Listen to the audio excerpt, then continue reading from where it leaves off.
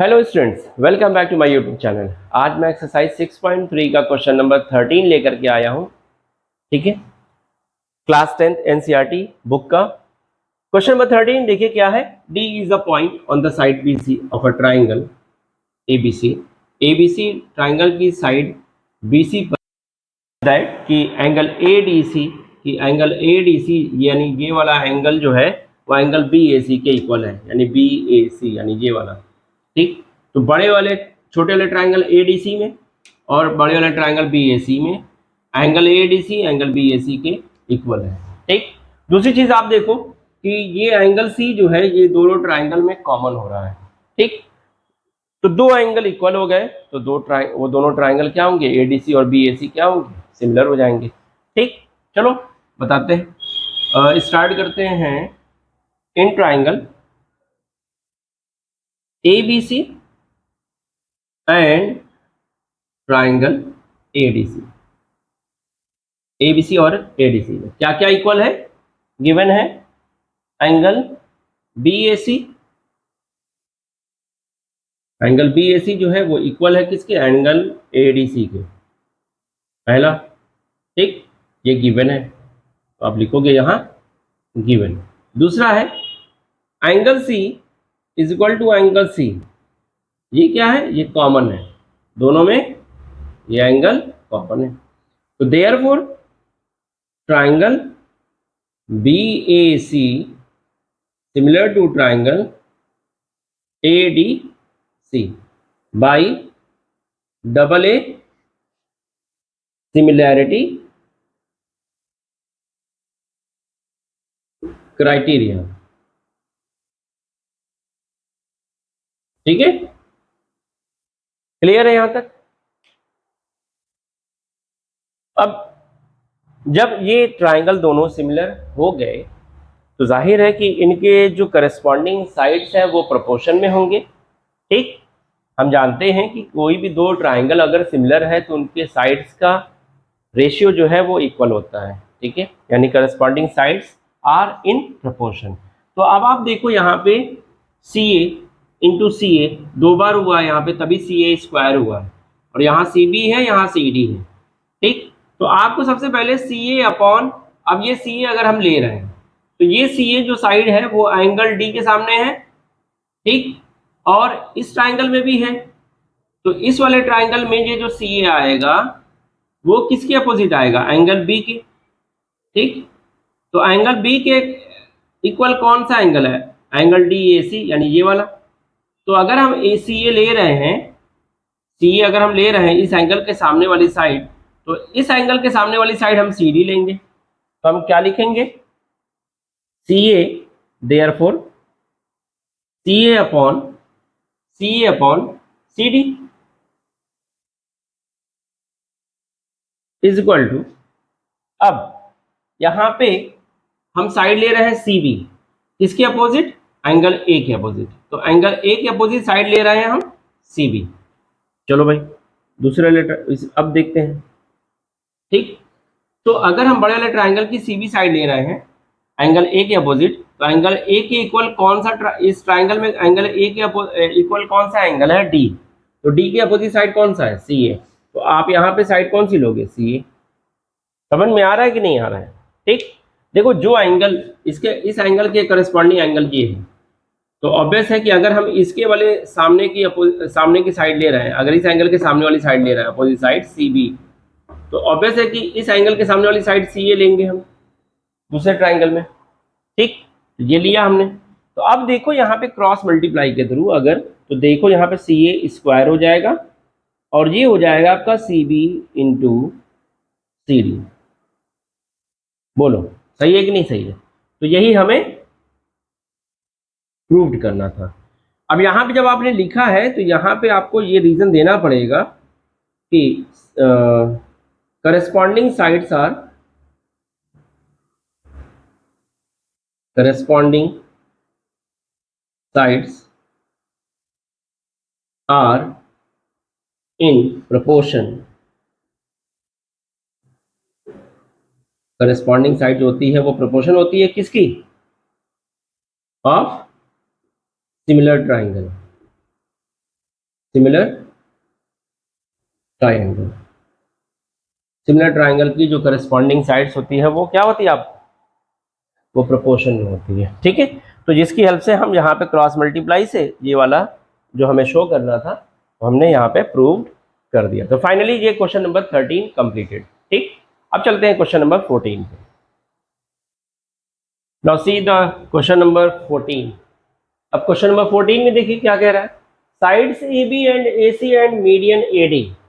इस triangle A B C में A B, A C और A D of a triangle ABC are respectively proportional to sides PQ, PR and median PM। सबसे पहली चीज कि ये मीडियन बोल दिया, मीडियन AD और मीडियन PM। इसका मतलब कि ये जो मीडियन है वो इस साइड को इक्वल डिवाइड कर रही है, यानी BD is equal to DC, और वैसे ही यहाँ पे भी QM is equal to MR। ठीक है, ये AD और PM जो है हमको दे दिया है median of another triangle PQR, show that कि ABC PQR के सिमिलर है, कि ABC ट्राइंगल जो है वो PQR के सिमिलर है। अब चूंकि तीनों साइड तो प्रोपोर्शन में दिया नहीं है, दिया है सिर्फ ये साइड और मीडियन, ये साइड और मीडियन, BC वाली साइड दी नहीं है, QR वाली साइड दिया नहीं है। तो अब इसके लिए हमें एक कॉन्स्ट्रक्शन करना पड़ेगा कि AD के इक्वल DE, एक लाइन ड्रॉ करेंगे आगे इसी को एक्सटेंड करते हुए इस तरह से कि AD के इक्वल DE हो जाए। ठीक, और उसी तरीके से PM के इक्वल ML हो जाए। एक कॉन्स्ट्रक्शन इसमें हमें करना पड़ेगा। ठीक, चलो शुरू करते हैं।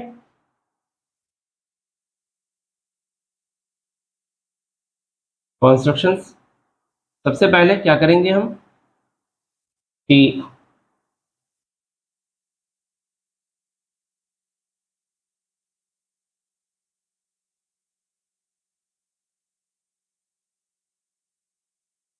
Median AD produced to E such that AD is equal to DE and PM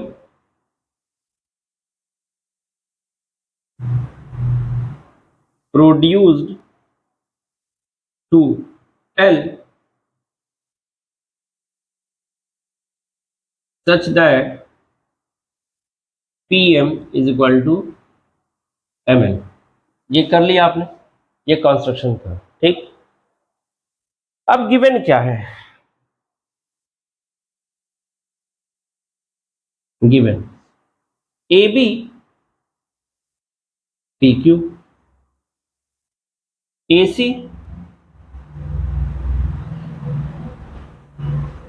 AB है, AC है और AD है। उसी तरीके से PQ है, PR है और PM है। ये गिवन है कि ये साइड्स क्या है प्रोपोर्शन में। देखिए sides AB AC and AD, AB AC and AD, PQ PR and PM are in proportional. ठीक है, क्लियर है, गिवन है। ठीक है, अब देखो कि यहाँ पे हमने जो AD है और DE, ये दोनों साइड इक्वल है, AD के इक्वल हमने DE कॉन्स्ट्रक्ट किया था। ठीक है, और ये BD DC के इक्वल है, क्योंकि ये तो गिवन है ऑलरेडी कि AD मीडियन है, तो BD is equal to DC। ठीक, और ये एंगल जो है वर्टिकली अपोजिट एंगल, ये एंगल और ये एंगल आपस में क्या है, इक्वल है। वर्टिकली अपोजिट एंगल इक्वल होते हैं, तो क्या हम ये कह नहीं सकते कि ये ट्राइंगल ADC एंगल BDE के क्या होगा, कॉन्ग्रुएंट होगा कि नहीं होगा, कॉन्ग्रुएंट होगा। ये दोनों ट्राइंगल क्या हो जाएंगे, साइड एंगल, साइड के बेसिस पे कॉन्ग्रुएंट हो जाएंगे। ठीक है, क्लियर है यहाँ तक, चलो ठीक है। अब इसको लिखते हैं इसमें क्या, कि BD is equal to in triangle ADC and triangle BDE। ठीक है, में AD DE के इक्वल है, ये आपने कॉन्स्ट्रक्ट किया है, कॉन्स्ट्रक्टेड बनाया गया हमें, और BD is equal to DC, ये तो गिवन है, और एंगल ADC, ठीक है, एंगल ADC एंगल BDE के इक्वल है। तो हम ये कह सकते हैं कि therefore triangle ADE congruent to triangle BDE। ADE ADC ADC है, ADC, तो ये ट्राइंगल ADC किसके कॉन्ग्रुएंट होगा? EDB के, ट्राइंगल EDB के, क्योंकि हम इसी के साइड इसी के अकॉर्डिंग रखते हैं कि AD हमारा ED के बराबर है, तो AD ED, ठीक है, और फिर DC, ये DC वो BD के बराबर है, ठीक, DB के बराबर। तो इस तरीके से तो ये दोनों ट्राइंगल क्या हो गए? कॉन्ग्रुएंट हो गए। जब कॉन्ग्रुएंट हो गए तो हमारी जो साइड BE है वो AC के क्या होगा? इक्वल होगा। Therefore AC is equal to BE by CPCT,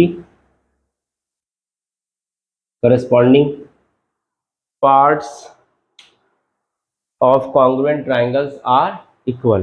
ठीक है, अब यहां से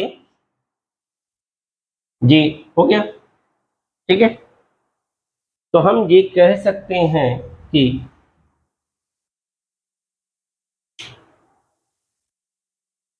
सिमिलरली इसी तरीके से इस ट्राइंगल में हम ये बोल सकते हैं कि इन ट्राइंगल इसमें PMR एंड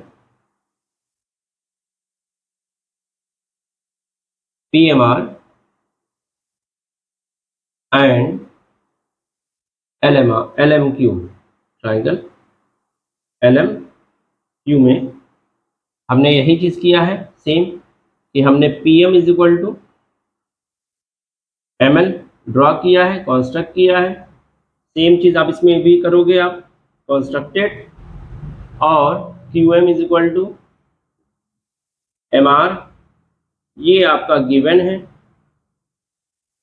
और angle PMR is equal to angle LMQ, ये वर्टिकली अपोजिट एंगल है, वर्टिकली अपोजिट, ठीक, यहां पे भी आप लिख लोगे कि ये वर्टिकली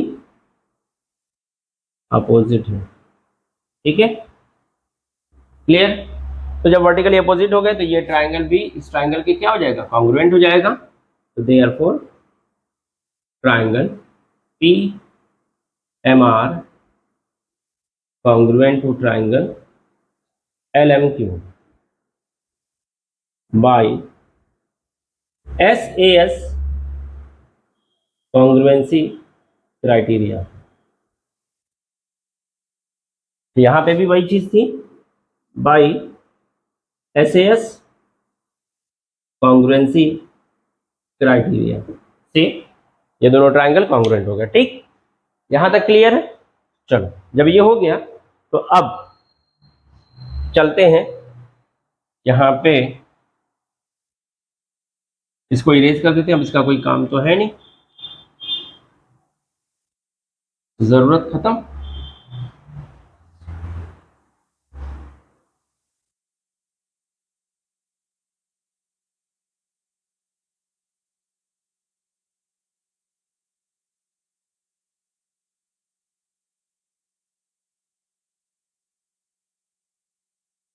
ठीक। अब हमने ये दोनों ट्राइंगल को क्या किया है, इस वाले ट्राइंगल को इस वाले ट्राइंगल के कॉन्ग्रुएंट प्रूफ किया था कि triangle ADC congruent to triangle EDB, और दूसरा इस वाले में ये वाला ट्राइंगल और ये वाला ट्राइंगल हमने प्रूफ किया था triangle PMR congruent to triangle LMQ. ये बात ध्यान रखिएगा, ठीक है, क्लियर है। चलो, अब जो गिवन था वो क्या गिवन था, ratio A B upon P Q और A C upon P R और A D upon P M, यही था। ठीक, तो यहां से अब देखो कि क्या हम ए सी की जगह पर बीई लिख सकते हैं या नहीं। यहां पे क्यों, क्योंकि ए सी बीई के इक्वल है, ये हमने प्रूव किया था। तो वहां पे इक्वेशन दे देना कि ए सी इज इक्वल टू जो बीई बाई सीपीसीटी हमने किया था उसको इक्वेशन फर्स्ट दे देना, और इसमें जो हमने इसको प्रूव किया था कि P R is equal to Q L, P R is equal to Q L by CPCT हमने प्रूव किया था ना, P R is equal to Q L, तो इसको दे देना इक्वेशन नंबर सेकेंड। ठीक, और फिर यहां पे आप लिखना A B upon P Q, ये एज इट इज।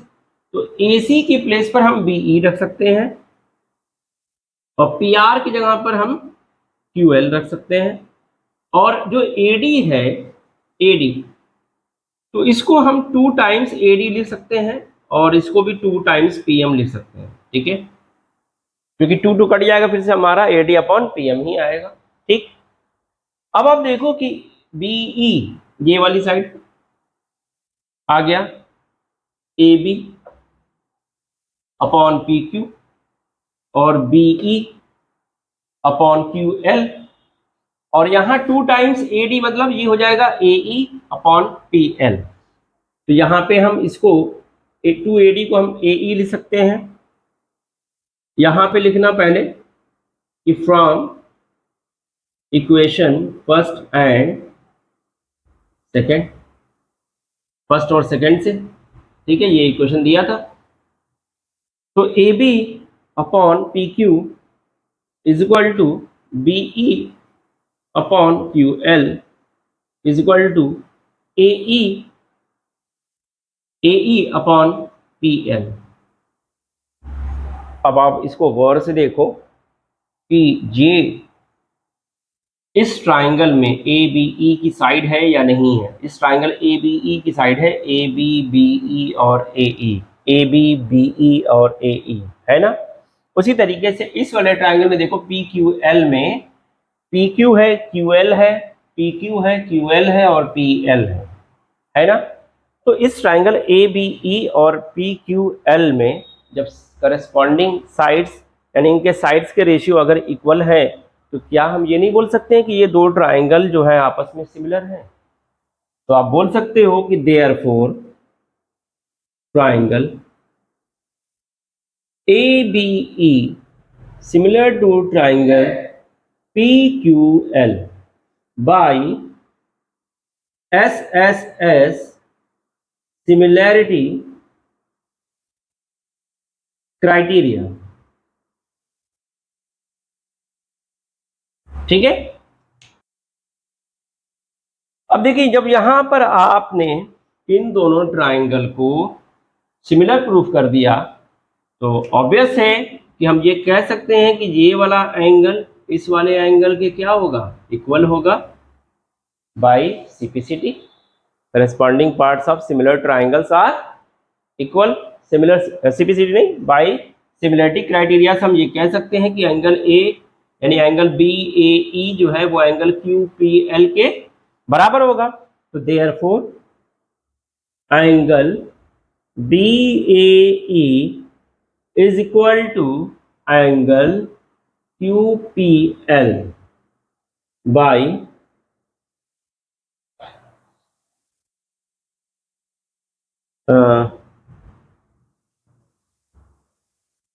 यहां पे आप लिखोगे करस्पॉन्डिंग पार्ट्स आर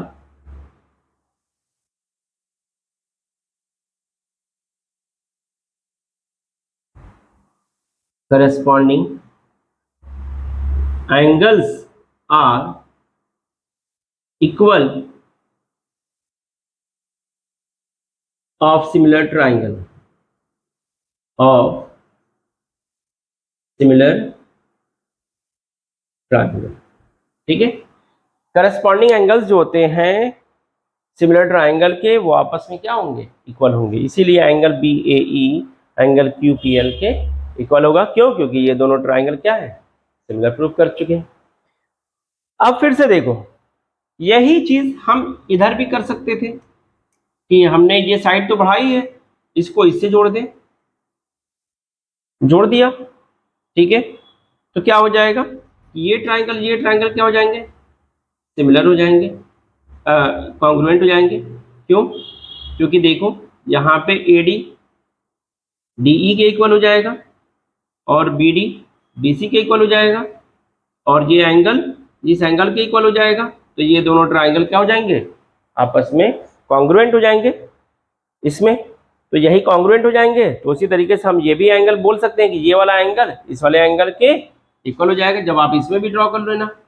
ठीक है, तो अब आपको सेम स्टेप्स सेकेंड ट्राइंगल के लिए लिखना नहीं होगा कि ये नहीं कि आप इसके लिए भी आप प्रूफ करो, नहीं। आप यहाँ पे क्या करोगे, आप सिमिलरली करके आप यहाँ पे लिख सकते हो कि angle C A E is equal to angle R P L. Similarly करके आप ये लिख सकते हो। ठीक है, इसी तरीके से similarly angle C A E is equal to angle R P L, R P L. क्यों? क्योंकि भाई corresponding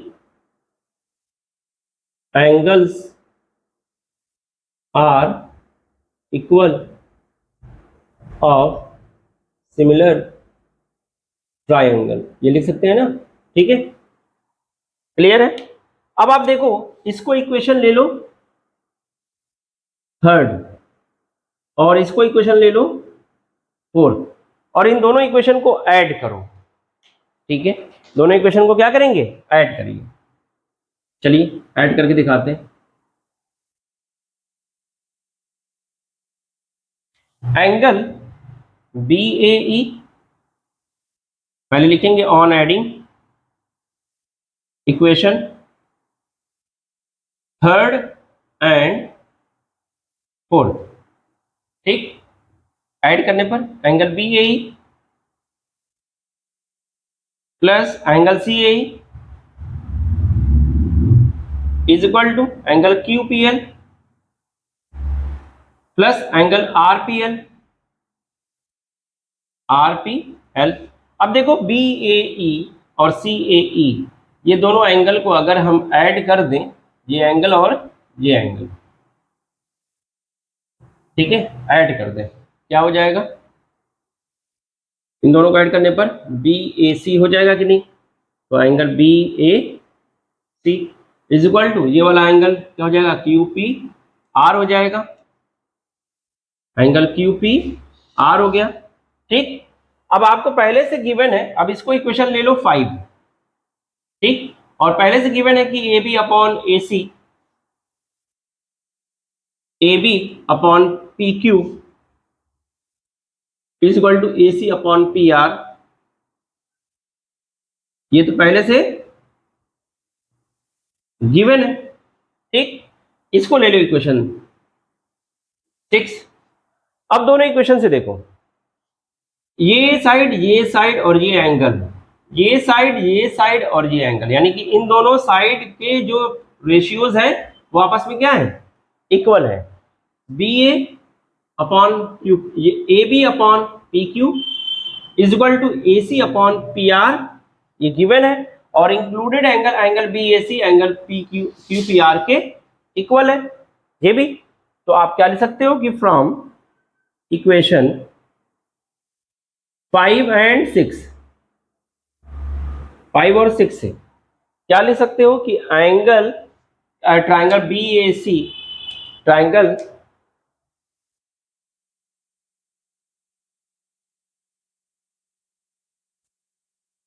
from equation 5 and 6, triangle BAC similar to triangle QPR, QPR by SAS similarity criteria से ये प्रूव्ड हो गया ये दोनों angle क्या है, ट्राइंगल सिमिलर है, कि ABC PQR के क्या है, सिमिलर है। तो एंगल BAC लिख दिया तो कोई दिक्कत नहीं है, BAC QPR के क्या है, इक्वल है, सिमिलर है। ठीक, आप यहाँ पे ये भी लिख सकते हो ABC PQR के क्या है, सिमिलर है। चलो वही लिख देते हैं, angle triangle ABC similar to triangle PQR, ये भी लिख सकते हो, कोई दिक्कत नहीं है, वो भी सही था ये भी सही है, दोनों सही है। ठीक है, बस क्या है कि वो अल्फाबेटिकल ऑर्डर जो है वो सही होना चाहिए ट्राइंगल की सिमिलरिटी को प्रूव करने के लिए। ठीक, तो फाइनली ये क्वेश्चन कंप्लीट हो गया। थोड़ा सा कॉम्प्लिकेटेड था, बट आपको अगर रिपीट करके देखिएगा, अगर कोई चीज़ समझ में नहीं आ रहा है उसको बार बार देखेंगे, समझ में आ जाएगा। बहुत इजी था, कुछ था नहीं, बस थोड़ा सा हमारे पास वो डेटा नहीं थी सफिशिएंट कि हम इन दोनों ट्राइंगल को प्रूफ कर पाएँ कि वो सिमिलर है, इसलिए मैंने यहाँ पे कंस्ट्रक्शन मुझे करना पड़ा। ठीक है, तो सबसे पहले हमें ट्राइंगल को जो है वो कॉन्ग्रुएंट प्रूफ करके इनकी साइड की जगह ये वाली, इसकी साइड की जगह हमने ये वाली साइड लिया, ताकि ये वाली साइड और ये वाली साइड इसके जस्ट डबल इसलिए लिया ताकि इस वाले को हम 2 से मल्टीप्लाई करके ये वाली साइड ले लेंगे, ताकि ये ट्राइंगल जब सिमिलर प्रूफ कर देंगे इस ट्राइंगल के, तो ये एंगल इक्वल हो जाएंगे। तो सिमिलरली हम ये भी कह सकते हैं कि ये एंगल आपस में इक्वल होंगे, तो जाहिर है इन दोनों का सम भी आपस में क्या होगा, इक्वल हो जाएगा। तो ये साइड का रेशियो तो गिवन ही है कि PQ अपॉन PR जो है AB अपॉन PQ जो है AC अपॉन PR के इक्वल था, और ये वाले एंगल अगर हम इक्वल प्रूफ कर देते तो शायद ये एंगल साइड सिमिलरिटी क्राइटेरिया से हम ये दोनों ट्राइंगल को सिमिलर प्रूफ कर पाते। ठीक है, तो ये था क्वेश्चन नंबर 14। अब मिलेंगे नेक्स्ट वीडियो में क्वेश्चन नंबर 15 और 16 के साथ। ठीक है, जब तक के लिए हमारे वीडियोस को ज़्यादा से ज़्यादा लाइक और सब्सक्राइब करना ना भूलें, और अपने दोस्तों को शेयर भी करें। Thank you.